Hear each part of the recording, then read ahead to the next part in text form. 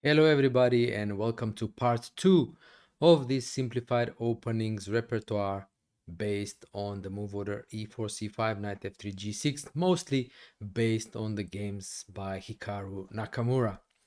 So for those of you who didn't check the first part, I wholeheartedly recommend you do, because in that part we examined the alternatives to the main lines which we are going to look at today.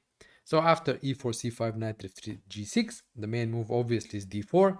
Note that the move c4 would transpose to the Maroczy bind after bishop g7 and d4 cd4 knight d4, which we will be looking via the d4 move order.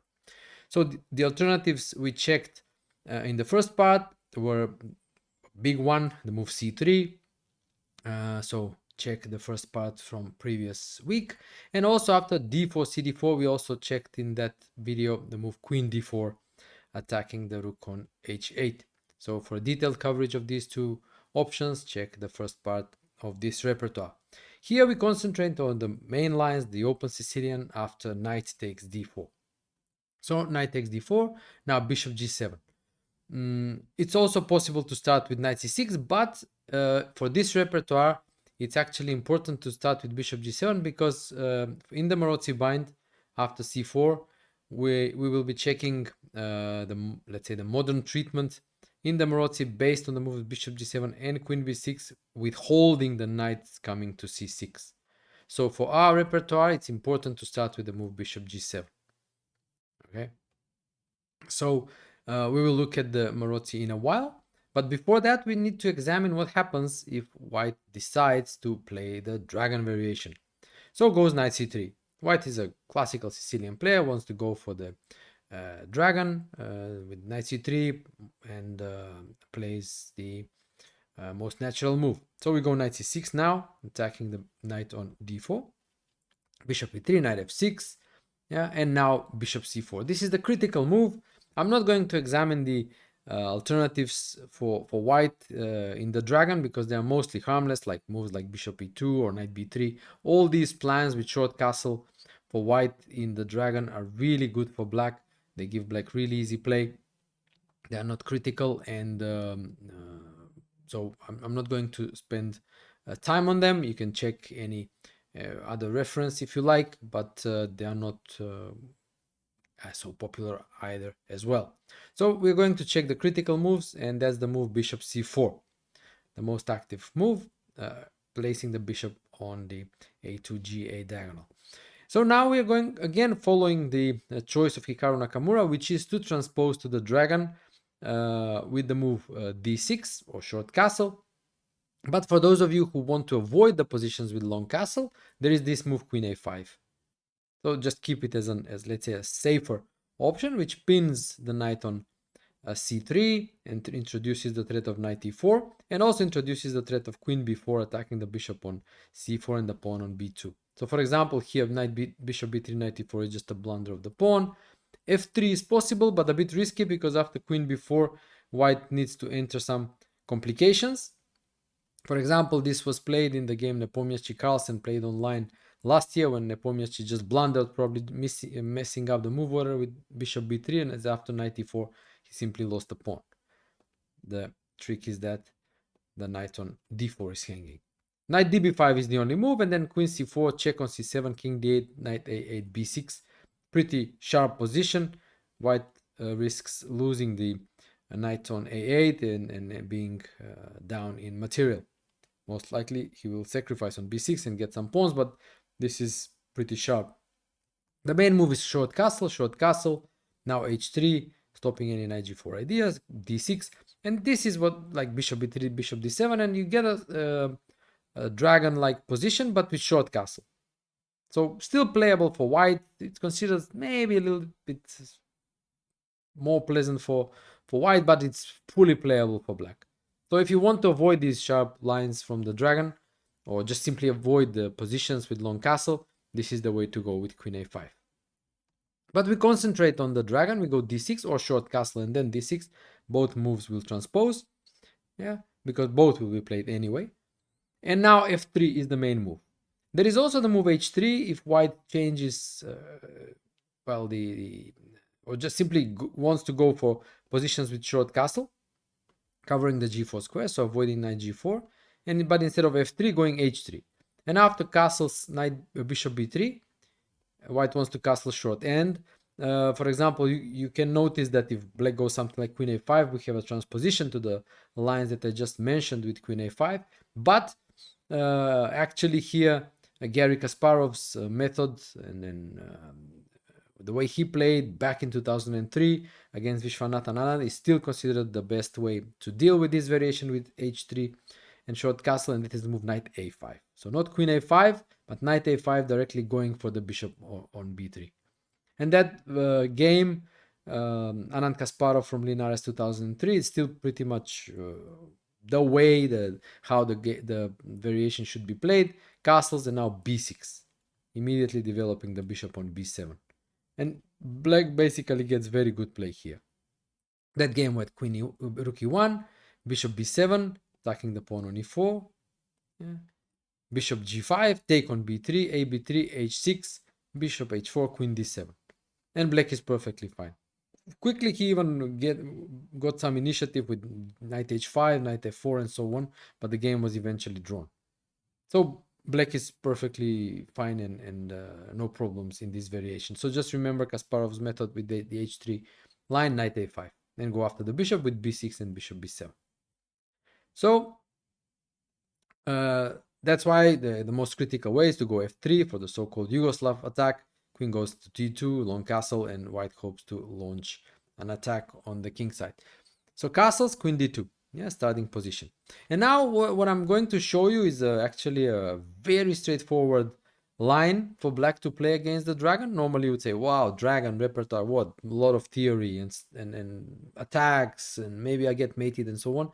But actually, the line that I'm going to demonstrate is a long one, admittedly, but a very straightforward line, and there is literally no deviation, or at least acceptable deviation for more or less either player. So it's a straight line going directly to a very good or level equal end game. So you probably know that the dragon bishop d7 is the main move. There is some knight a5, there is rook b8, various moves.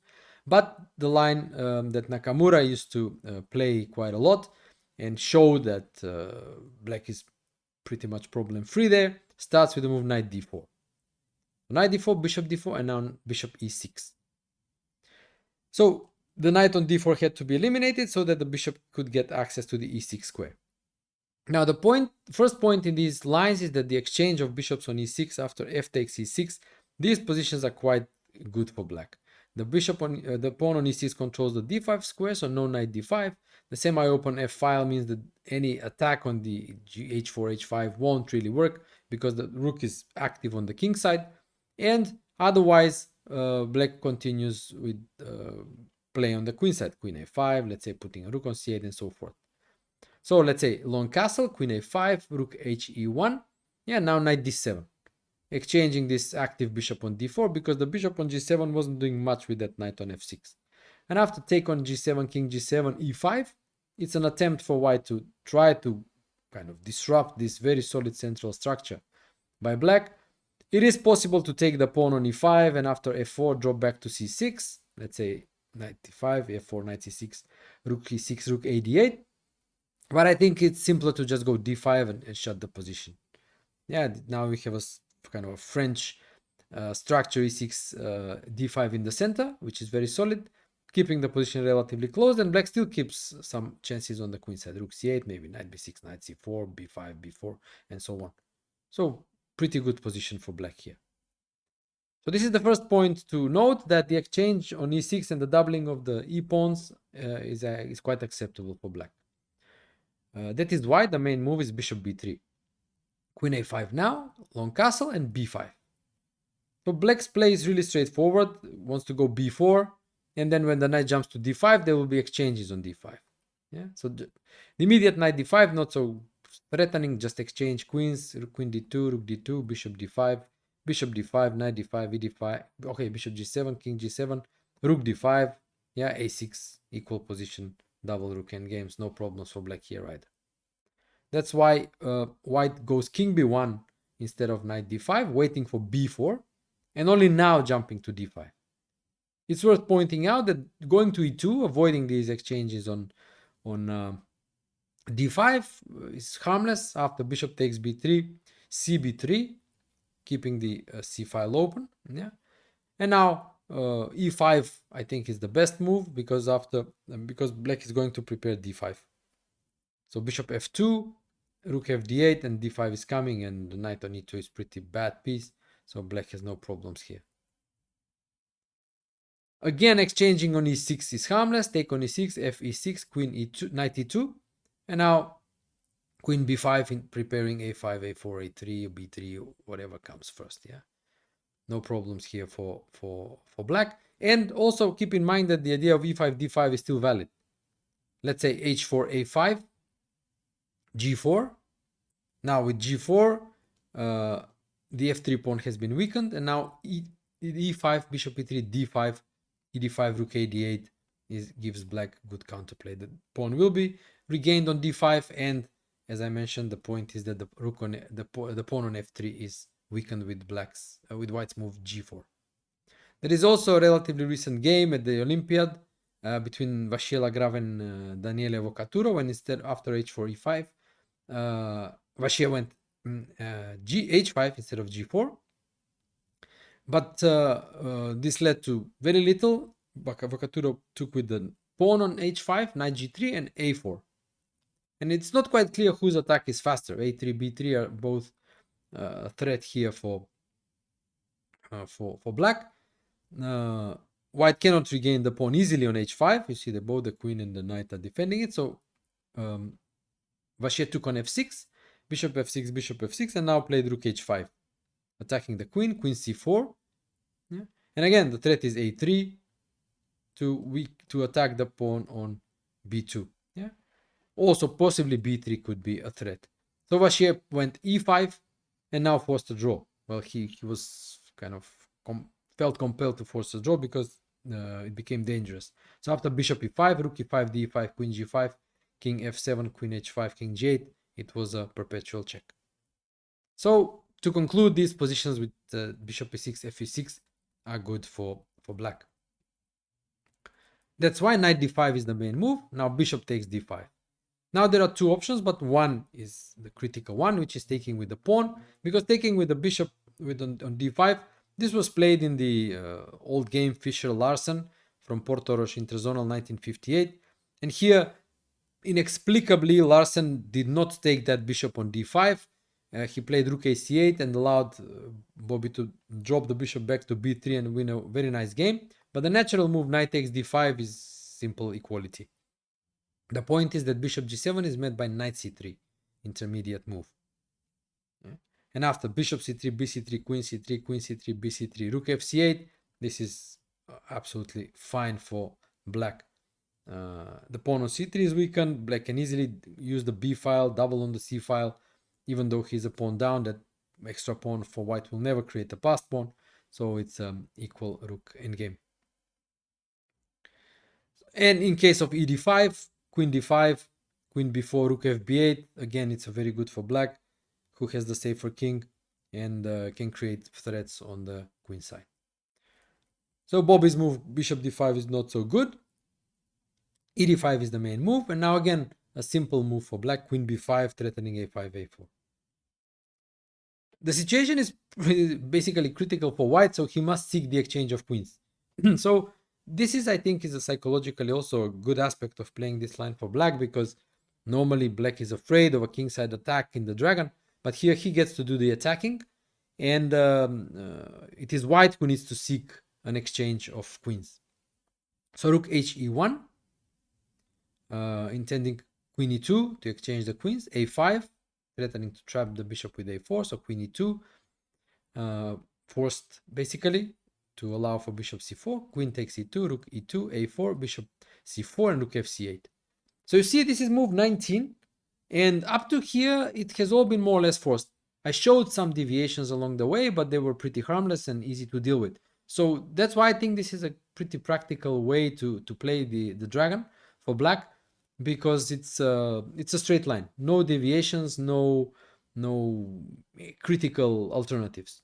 And basically you get to this endgame, which is quite comfortable for black, and objectively also equal, so no theoretical problems whatsoever.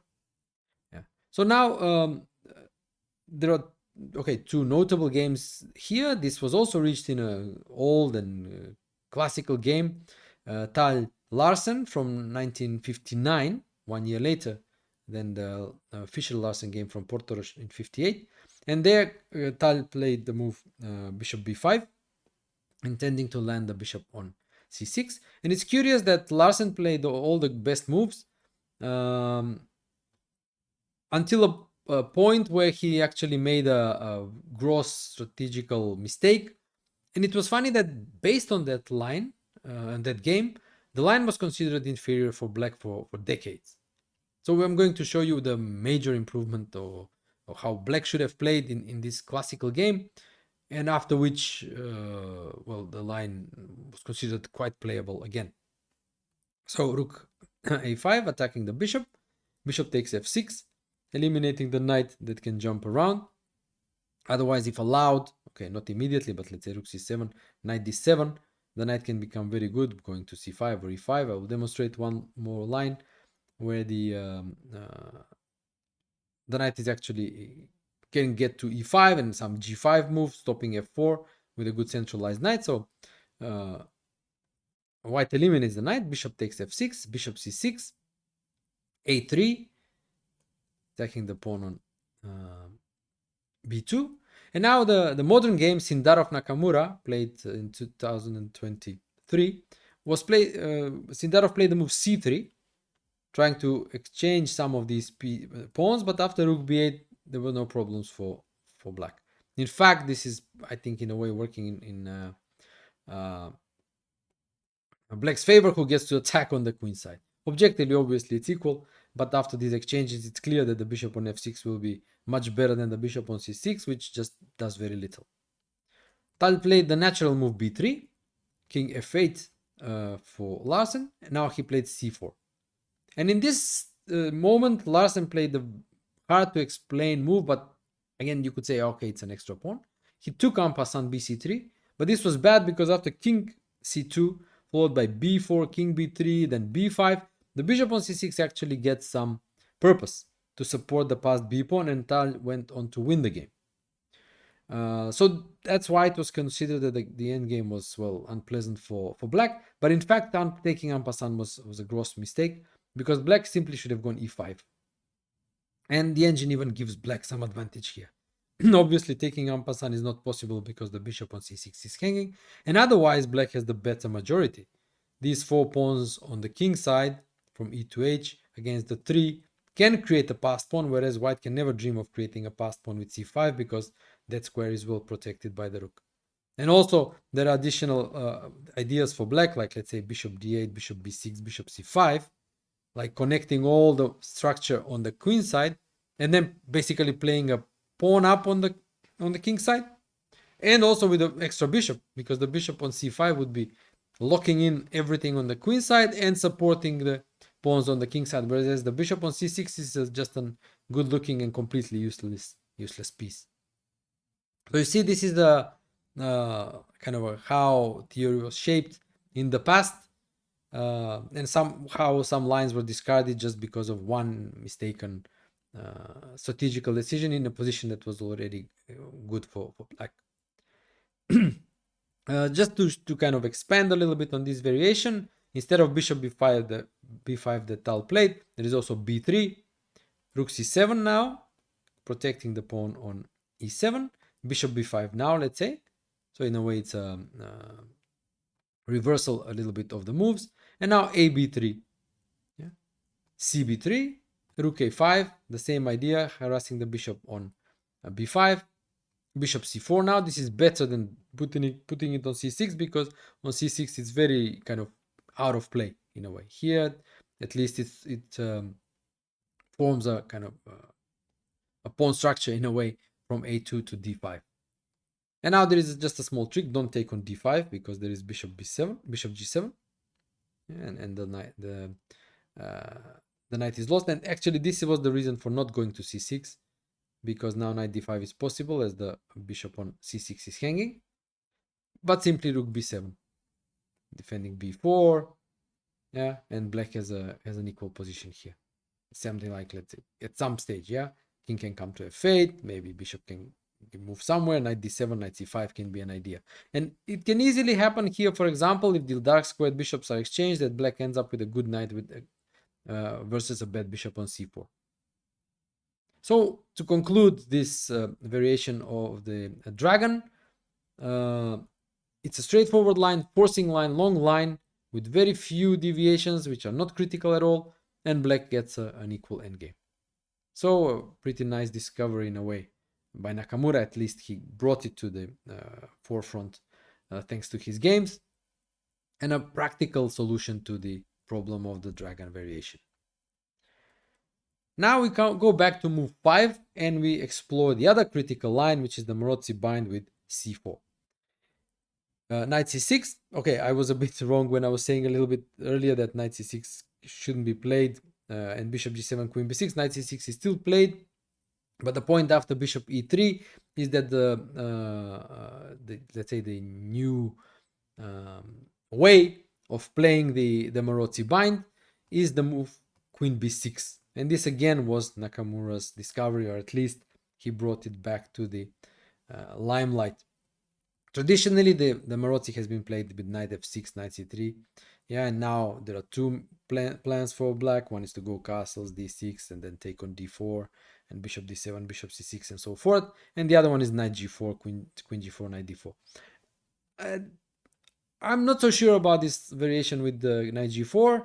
Carlsen played it once, I think, but well, I don't know. I mean, I would just stick to what Nakamura did with queen b6, and then everybody else followed, obviously, along these lines. So queen b6 attacking the knight on d4, but also attacking the pawn on b2. So it's kind of a critical moment for white. There are two moves. The knight must move from d4, so it goes either to b5 or to b3. Now, if it goes to b5, attacking the queen on b6, check on a5. Now there are three moves, let's say. Knight's coming to c3, either knight or the bishop dropping back to d2. But the critical move is knight 5 from coming to c3. The reason why the knight 5 coming to c3 is that if the one comes to c3, black actually achieves good play by postponing castling. This is what you should remember. So the natural developing moves will be made, but castling should be postponed so that black quickly manages to push a6 and b5. So what does this mean? So knight f6, f3, defending the pawn on e4 and avoiding some knight g4 tricks after d6. So a6, attacking the knight. And this is the problem with the knight staying on b5, because going back to a3 is not very appetizing. It must go back to d4. And what we have done is that black was granted a free tempo with a6. The knight was on d4, but went to b5, back to d4, and black got a6 for free. So that's why it's better to drop the knight from b5 to c3. And this extra tempo comes in handy. Take on d4, bishop d4, d6, bishop e2, bishop e6. This is the point when I was talking about postponing castling. The king is still safe, and black quickly develops play on the queen side. Bishop e6 is coming, was played, rook c8, and the pawn on c4 comes under attack. So castles, rook c8, b3, b5. And in the Maroczy, as a general rule of thumb, once black plays b5, he's fine. It manages to undermine this pawn on c4. So now the engine suggests getting some sharp play with f4, intending f5, but now it's time to castle f5, and now typical idea for the Maroczy, when the bishop is challenged, attacked on e6, to reroute to c6, because the pawn on e4 has been weakened by the absence of that pawn on f3. So bishop d7, and then bishop comes to c6 with good play for black. So that's why after queen a5 check, knight 5 to c3 should be played. Bishop d2 is possible, but it just destroys the harmony of white's position. The queen drops back to d8. Now again, knight 1 ac3, a6. Now again, the problem with the knight on b5 must go to a3 because d4 is controlled by black. That's why the bishop on d2 is not so great. It's better to stay on e3. So knight a3, knight f6, bishop e2, castles, castles, and the knight can nicely slot on d4. Yeah, and if necessary, it can also eliminate the white's bishop pair with good play again for black.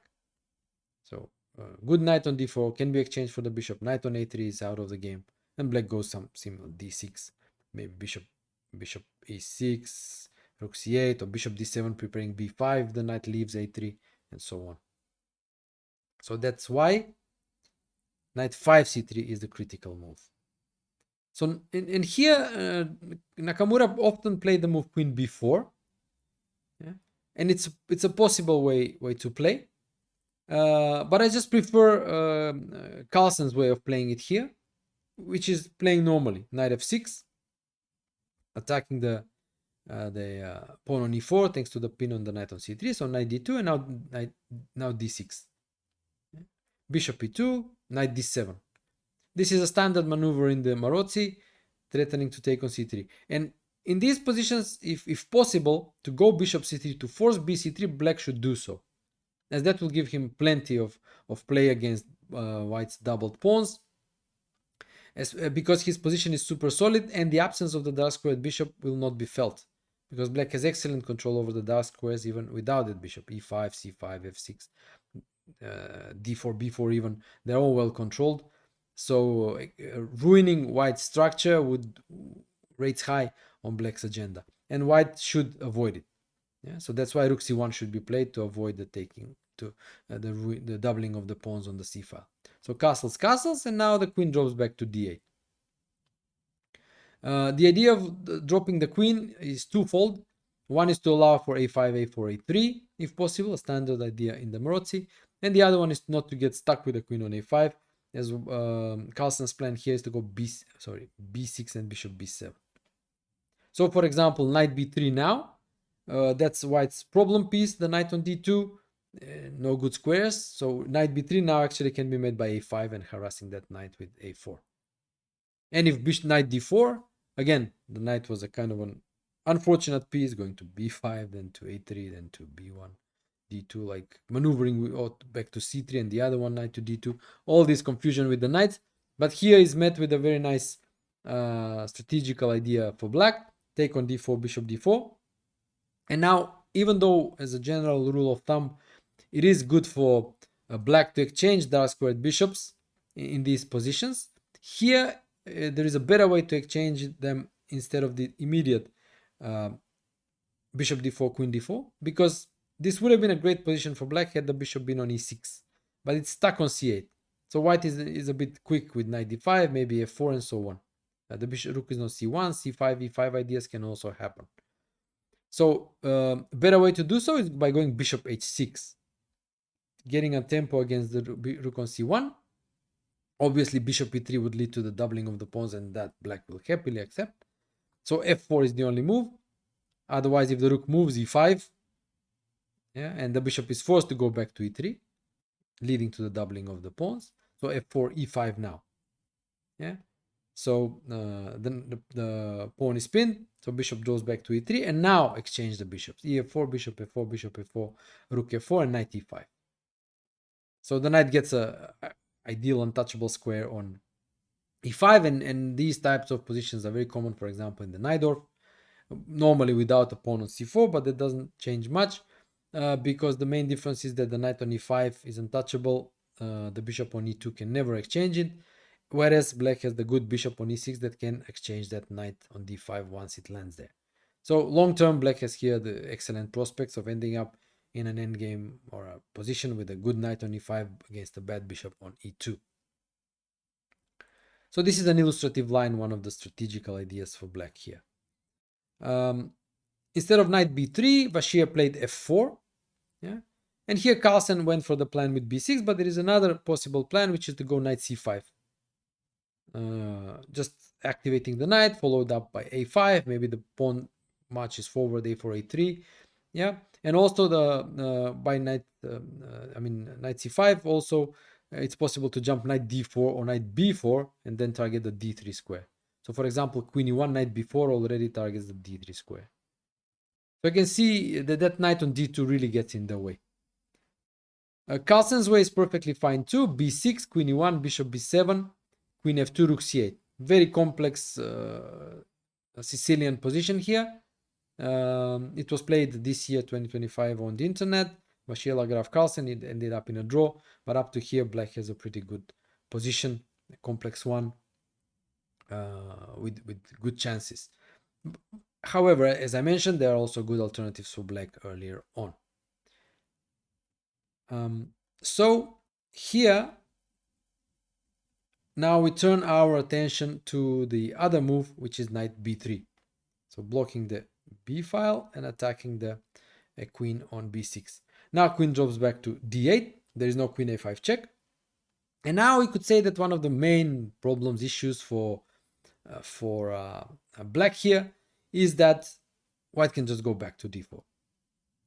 And okay, top players, they don't mind a draw with black. They would go queen b6 and a possible repetition is fine with them. Yeah, but maybe on other levels this is an issue. Yeah, so you want to play for a win, and what happens if just white drops back to d4 and offers a repetition? So from a theoretical aspect, obviously a draw with black early on is good, but if you're really forced to play for a win, you would have to go for the main lines of the Maroczy with knight f6, yeah, knight c3, and now here, okay, just to give you kind of a backup option, just a suggestion, which you would have to study by yourselves. Again, it's a similar suggestion to what I showed against the dragon. It's a straightforward line, which it's easy to play for black because it's kind of automatic and there are no real deviations there. One of the main lines in the Maroczy for black: castles, bishop e2, d6, let's say short castle, take on d4, sorry, bishop, okay, or bishop d7 first. Yeah, bishop d7, let's say. Queen d2, take on d4, knight d4, bishop d4, bishop c6. So attacking the pawn on e4, f3, knight d7. Remember, when black has the control over the d5 square, exchange of the dark squared bishops is fine. Bishop drops back to e3, knight c5, now rook fd1, a5. So these are all automatic moves.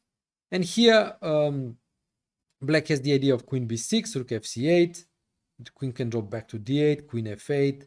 Ideas like h5, king h7, bishop h6, exchanging the dark squared bishops. And there is also an alternative plan with bishop e5, e6. And then just playing on this dark square domination in the center. Explore this if you're interested. But I won't be going into them in greater depth at this point.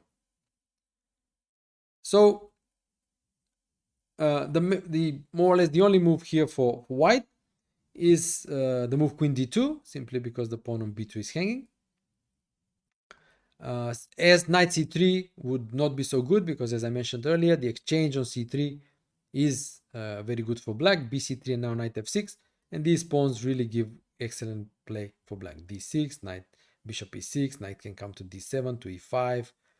If the knight leaves b3, it can also go to b5, a5, a4, chasing that knight from b3, queen a5. Really rich play against the pawns. The rook can come to c8, obviously. Rich play against the doubled pawns on the c file. That's why queen d2. Yeah, now knight f6, attacking the pawn on e4, and also threatening knight g4, going after the bishop on e3. So, in view of this threat against the bishop on e3, white has two ways to deal with it. One is to stop it, which I think is probably the more solid way. And the other one is to allow it, which is connected with the kind of a typical play for the Maroczy, where white is trying to play for an attack. So that line starts with the move knight c3, ignoring the threat of knight g4. So black obviously goes for it, knight g4, attacking the bishop on e3, bishop f4, and now d6. So in this line, obviously the bishop does not really belong to f4. White is trying to play aggressively, and he usually does that by playing the move h3, yeah, and then going for bishop h6, which normally goes against all these accepted logic and how the Maroczy bind should be played for white, which is to practically generally keep the dark squared bishop alive. As I mentioned earlier, the exchange of the dark squared bishops is generally in black's favor in these positions because of black's excellent central control and white potentially ending up with a bad bishop on light squared bishop limited by its own pawns on e4 and c4. But here white wants to create some sort of an attack, as we shall see. Before continuing, I will briefly mention that switching to more positional lines with bishop e2, yeah, is met by the very strong and very exact antidote, which starts with the move a5, immediately introducing the idea of a4. For example, Carlsen played this move only after short castle against Eric Gaisi online this year, but Caruana's move a4, which was played 1 year before in an online game 2024, is actually better. So a5, h3, a4, and black is doing all right here.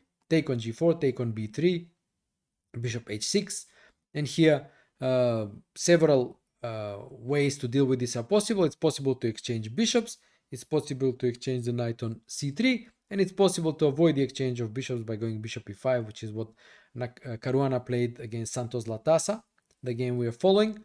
What I like best here for black is actually the exchange for the knight on c3. I like it because it contains a very nice positional idea. After queen c3, the rook is hanging, so rook g8 now, threatening g5 to lock in the bishop on h6, and when the bishop goes back to e3, b takes a2. Now the pawn is not so easy to recover, yeah, and after something like b4, intending maybe queen b2 and get the bishop round, g5, and the knight will get a very nice untouchable spot on e5 with good counterplay. Bishop can come to e6, e4 and c4 will be under attack. Good counterplay for black here. So that's the bishop e2 move, but let's explore the more testing move h3 with bishop h6. Knight drops back to f6, bishop h6, castles, take on g7, king g7, and now either f4 immediately or castles along, and then the idea is to go f4, g4 and start an attack. Not a standard way of playing the Maroczy, but this has seen some games recently. So luckily for black, he manages to latch onto this pawn on c4 just in time to create counterplay. So bishop e6 followed by rook c8 and knight a5 attacking the pawn on c4. And curiously enough, the game can end up in a very peculiar repetition. So let's say g4 or f4, rook c8, g4 is the same. Rook c8, f4, knight a5. And black is just in time to attack the pawn on c4 because before the bishop is chased away with f5. And now after queen d4, knight c6, we can have a repetition. It's not very good for either side to avoid it, because if black just goes knight b3, a b3, queen b6, seeking the exchange of queens, queen b6, a b6, bishop d3, and then king d2, king e3, actually the endgame is quite pleasant for white. So black can't do this, must drop back to c6, queen d2, knight a5, and it's a repetition if white goes for queen d4, or in case of knight a5, queen a5, the attack on c4 is still ongoing, and queen d4, queen c5 forces the exchange of queens where the pawn on c4 is still under attack. So this is a good endgame for black already, if white avoids the repetition. So this is the kind of a less peculiar, or actually more peculiar plan with h3, bishop h6 trying to play for an attack. So this is the line knight c3 allowing knight g4. f3 would be more natural. And now again, I like these ideas when, after f3, I like these ideas where black is postponing castling. Yeah, so d6, knight c3, bishop e6. Yeah. This is the critical position where white has a choice of 3 moves, but I think two are more critical. One is just lame, and that lame move was played in the online game Firuza Carlsen, which is the move knight d4. Yeah, this is the worst of the three because it just plays into black's hands. Knight going back to d4. Black wants to exchange this knight at the same time opening the c file. And very quickly black obtains equality with standard moves. Bishop d4, queen a5, rook c1, castles. The rook from f is coming to c8, and a6 b5 is achieved. So bishop e2, rook f c8. The pawn is already attacked on c4, so b3, a6 and b5 cannot be stopped. And the point is that after white takes a couple of times on b5, the a file is opened and black regains the pawn on a2. So bishop e3, b5 was played, knight d5, queen d2, king d2, knight d5, cd5, bishop d7 with complete equality, and a draw in the game Firouzja Carlsen. So knight d4 is the worst move. The other two are more critical, but it depends how white wants to go about it. A slower way of playing is to go bishop e2. Yeah, just simply intending short castle. And here, as I mentioned, I like this way of postponing castling with the move knight d7. A standard maneuver for black in the Maroczy. The knight on f6 isn't doing much, especially when the bishop on e6 takes over the task of controlling the d5 square. And the knight can come to c5 or e5 depending on circumstances. But in this particular case, it also opens the long diagonal, but the knight on d7 is actually waiting for the a5 a4 move to dislodge the knight from b3 before coming to c5. So short castle a5. The idea is pretty straightforward. a4, chase away that knight on d4, on b3. If it goes to d4, exchanges will happen, and at the same time the queen can be activated on the a5 square. So knight b5 has been played here mostly, and after a4, knight d4. The idea is to be able to recapture on d4 with the knight. Knight d4, knight d4. Yeah. But this is quite good for black.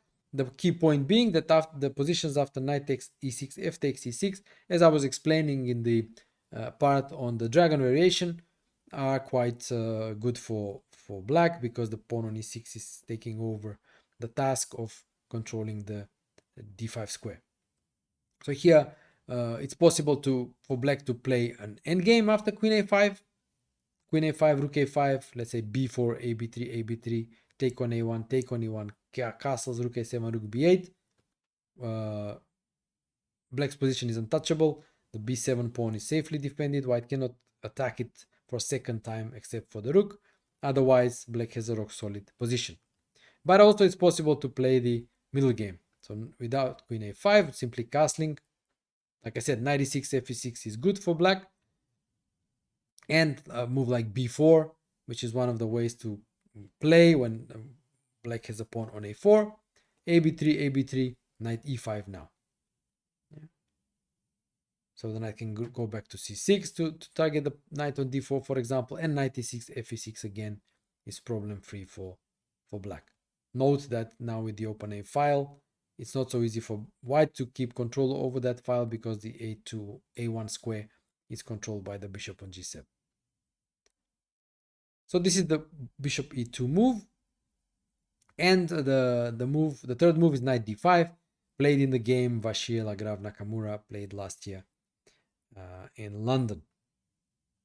And now, again, preferring this way of postponing castling, whereas it's of course possible to castle and go a5, but knight d7 first. Bishop e2 and a5. You see the same idea, knight d7, a5, intending a4, maybe queen a5 later on, and so on. And in this position, Vachier played according to the engine at least, a dubious move, which was the move rook b1. The engine here suggests the move a4, but this is an awful move, at least visually. Simply gives up the control over the dark squares on the queen side. c5 is already in black's control, but it can no longer be controlled by white after some possible b4 in the future, but also gives up the b4 square. So something like, let's say, rook c8, castles, followed by b6. Black is perfectly fine. Knights can come to c5. When the knight on d5 is eliminated, the other one can come to b4. Just a rock solid position for black. Vachier played rook b1. The idea being that after a4, the knight can drop back to a1 and then join the game via c2. But here already the engine prefers black somewhat. So Nakamura went for the endgame with queen a5. The engine likes better to keep the queens on board after castles, castles. Another typical move for black in the Maroczy, f5, attacking the center from the king side. So after fe4, the pawn on e4 would be weak, and ef5, it's possible to take with the bishop, it's possible to take with the pawn, both sometimes even with the rook, with good play for black. Nakamura actually implemented the same idea after queen a5, knight c2, rook c8, b4, ab3, ab3, queen d2, king d2, and now f5.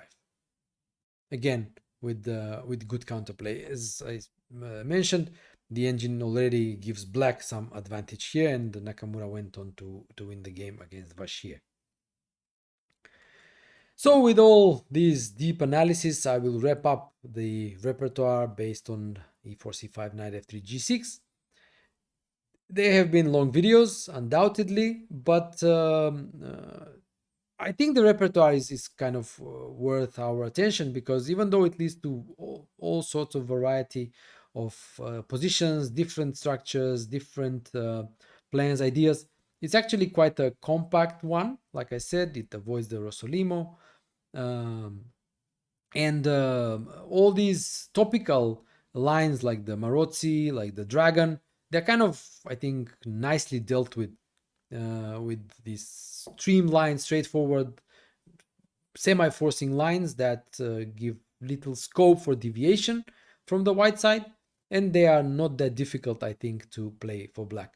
Perhaps the most testing here is the Maroczy structure, which requires some feel for the position, but I hope that the ideas that I explained are at least sufficient for you to start exploring and testing these positions for yourselves.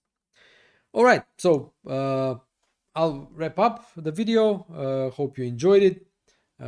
Make sure you check my Chessable courses, my weekly newsletter on Substack. If you would like to support my work, consider becoming a paid subscriber to my Substack.